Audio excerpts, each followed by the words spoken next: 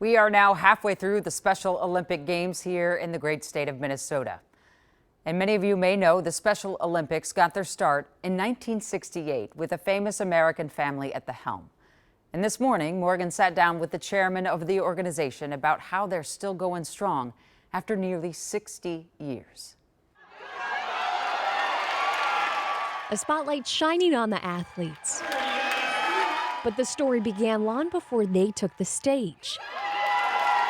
7 rows back, a man whose belief in them predates the first Special Olympics. I think my first experience as a unified partner was when I was 3 years old and my mom started a summer camp. Author, educator, husband, and father, and chairman of the Special Olympics, Tim Shriver has spent most of his life advancing the movement that his mother, Eunice Kennedy Shriver, founded. The sister of President John F. Kennedy was motivated by her older sister, Rosemary. She grew up in the 30s and 40s in the United States when it was almost embarrassing to have a child with an intellectual challenge. And so she fought really her whole life, not to change her sister Rosemary, but to change the country for her sister Rosemary. Where did your mother's courage come from, you think, when she stepped up and did that? She developed a pretty tough skin.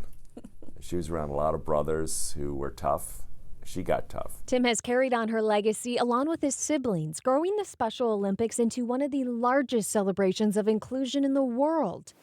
It first came to Minnesota in 1991, and it wasn't a tough sell to get them to come back. We knew that Minnesota had that sense of welcome. We knew that Minnesota had this warmth. So when Minnesota was offering to bid, I was like, I hope nobody else bids because they're going to win. Then this winter, an unprecedented level of immigration enforcement thrust Minnesota into the national spotlight. When you heard about everything happening, knowing that you were coming here in the games, did this feel more important to have it in Minneapolis? You know, I got a lot of phone calls. Are you still going to have the games?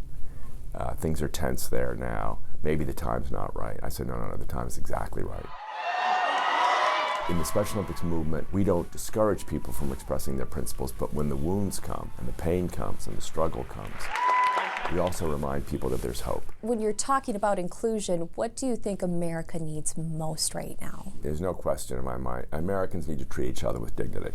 The Special Olympics movement brings to life a simple principle that when you treat another human being with dignity, you unleash the best in them and you unleash the best in yourself. A legacy measured not in medals, but in belonging. Morgan Wolf, KARE 11 News.